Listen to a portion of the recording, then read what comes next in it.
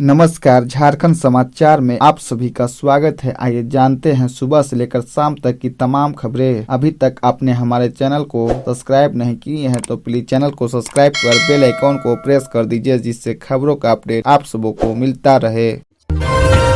नई नियोजन नीति लाएगी झारखंड सरकार, गुरुवार को कैबिनेट में आएगा प्रस्ताव। स्वास्थ्य मंत्री का ऐलान। स्वास्थ्य मंत्री बन्ना गुप्ता ने कहा कि गुरुवार को होने वाली कैबिनेट की बैठक में नियोजन नीति आ जाएगी। उन्होंने कहा कि नियोजन नीति में युवाओं की भावनाओं का ख्याल रखा जाएगा। कहा कि सरकार अब की बार नियोजन नीति पूरी पारदर्शिता के साथ तैयार कर रही है। युवाओं से राय मांगी गई है। कहा कि सर्वे में जो बातें आई है उस पर सरकार गंभीर है। बन्ना गुप्ता ने कहा कि हमारी सरकार की मंशा साफ है कि जो राज्य की जनता चाहेंगे उसी के हिसाब से काम होगा। हम राज्य की जनता पर जबरन नीति थोपने वाले नहीं हैं। पूर्व की सरकार ने इतने काले कारनामे किए हैं जिसे साफ करने में समय लग रहा है। गौरतलब है कि सरकार द्वारा कराए गए सर्वे में 2016 वाली नियोजन नीति के पक्ष में 75% से ज्यादा युवा जाहिर है कि नई नियोजन नीति में इसे प्राथमिकता दी जाएगी।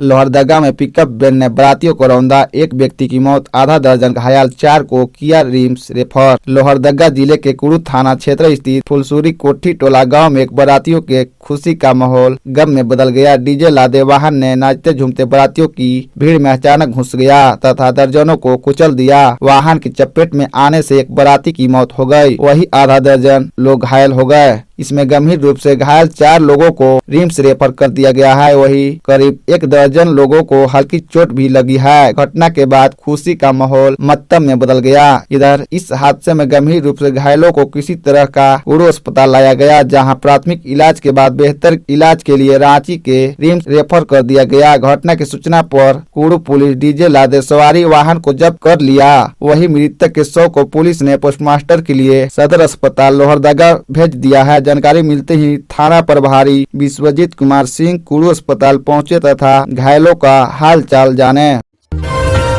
यूपीए 5वीं बार लहराएगा पंचम, या एनडीए हार का लेगा बदला, 2 मार्च को फैसला। रामगढ़ विधानसभा उपचुनाव का परिणाम 2 मार्च 2023 को घोषित होगा। पूरे राज्य की जनता की निगाहें रामगढ़ पर टिकी है। यहाँ का अगला विधायक कौन होगा, इसकी चर्चा आम लोगों के अलावे राजनीतिक खेमे में हो रही है। बता दें कि 3 वर्ष के अंतराल में ही यहाँ उपचुनाव संपन्न हुआ है। ऐसी स्थिति में सत्ता पक्ष एवं विपक्ष की ओर से इस सीट को हथियाने के लिए पूरी ताकत झोंक दी गई है। यूपीए महागठबंधन सरकार के कार्यकाल में यह 5वां उपचुनाव हुआ है, जिसमें 4 सीटों पर यूपीए ने बाजी मारी है। अगर यह सीट भी जीतती है तो यूपीए के लिए बड़ी उपलब्धि मानी जाएगी। लेकिन अगर एनडीए इस सीट को हासिल करने में सफल होती है तो भाजपा जसू के गठबंधन में मजबूती आएगी और आगामी चुनावों में इसका असर देखने को मिलेगा।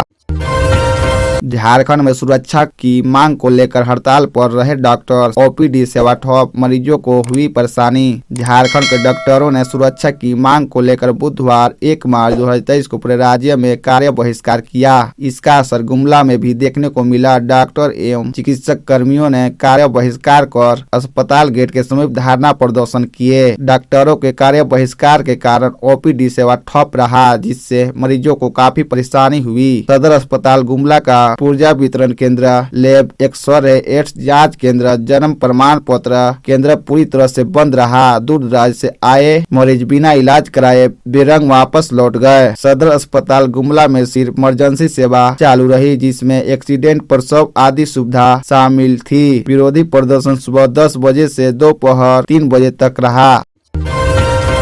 2 मार्च की सुबह 8 बजे से काउंटिंग शुरू, 10 राउंड में होगी गिनती, सभी तैयारियां पूरी। रामगढ़ उपचुनाव की काउंटिंग को लेकर सभी तैयारियां पूरी हो गई है। 2 मार्च को सुबह 8 बजे से काउंटिंग शुरू होगी। इसके लिए सभी तैयारियां पूरी कर ली गई है। रामगढ़ कॉलेज में बने मतगणना स्थल में 3 कक्षों में 40 टेबलों पर काउंटिंग होगी। 405 बूथों की गणना 10 राउंड में की जाएगी। मतगणना के सफल संचालक को लेकर बुधवार को डीसी माधवी मिश्रा और एसपी पीयूष पांडे ने रामगढ़ कॉलेज का निरीक्षण कर अधिकारियों को दिशा निर्देश दिए। इस दौरान डीसी एसपी ने मतगणना स्थल में प्रतिनियुक्ति सभी दंडाधिकारी और अधिकारियों, पुलिस अधिकारियों, कर्मियों को संयुक्त से सुरक्षा संबंधित कई जानकारी दी। इस दौरान बताया गया कि बिना वैध पहचान के मतगणना स्थल में किसी को प्रवेश करने न दे। वही भीड़ भाड़ को लेकर सभी दंडाधिकारियों एवं अधिकारियों को ट्रैफिक व्यवस्था सुदृढ़ रखने का निर्देश भी दिया। इस दौरान डीसी, एसपी ने सभी प्रखंडों के बीडीओ, सीओ, थाना प्रभारियों को अपने अपने क्षेत्र में सजग रहकर हर गतिविधि पर नजर रखने को कहा।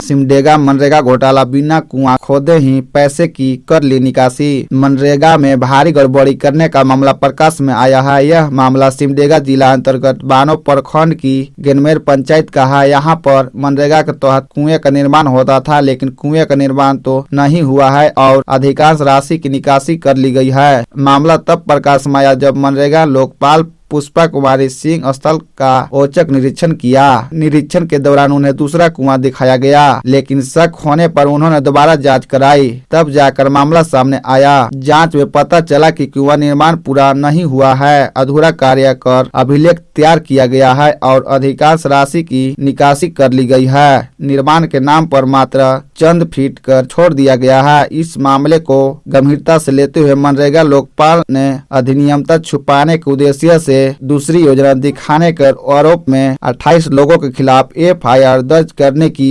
अनुशंसा की है। साथ ही 8 लोगों से पैसे की रिकवरी करने की भी अनुशंसा की है।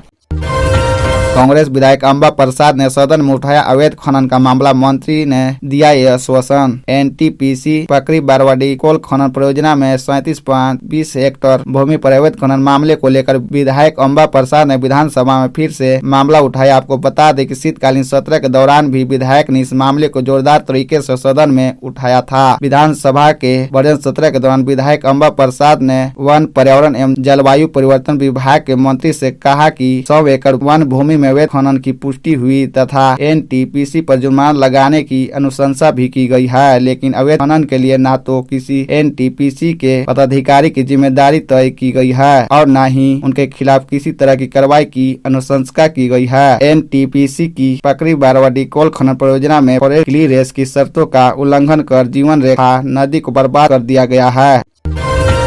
बारिश के लिए तरसता झारखंड, 96 दिनों से नहीं बरसे बादल। झारखंड में 96 दिनों से एक बूंद भी बारिश नहीं हुई। इससे पहले 26 नवंबर को बारिश हुई थी। यह राज्य का अब तक का सबसे लंबा ड्राई सीजन है। लगातार बारिश नहीं होने का असर मौसम पर दिख रहा है। अधिकतम तापमान सामान्य से अधिक हो गया है, न्यूनतम तापमान भी सामान्य से ऊपर चल गया है। बारिश नहीं होने का असर खेती बाड़ी पर दिख रहा है। इस वर्ष रबी के सीजन में एक बूंद बारिश नहीं हुई, इसका असर उत्पादन पर भी दिखेगा। मौसम केंद्र के अनुसार 6 मार्च तक बारिश की उम्मीद नहीं है। इस दौरान अधिकतम तापमान में 2 से 3 डिग्री सेल्सियस तक वृद्धि हो सकती है। अधिकतम तापमान 32 से 34 तथा न्यूनतम तापमान 16 डिग्री के आसपास रहेगा। मौसम केंद्र के अनुसार इससे पहले 2016 और 17 में बारिश का लंबा अंतराल रहा था। इस वर्ष 1 नवंबर से 1 जनवरी तक बारिश नहीं हुई थी। यह करीब 62 दिनों तक गैप था। पिछले साल भी 28 दिसंबर से 23 फरवरी तक बारिश नहीं हुई थी। यह करीब 58 दिनों का गैप था। ऐसा सामान्य तौर पर नहीं होता है। झारखंड में महीने में एक बार बारिश जरूर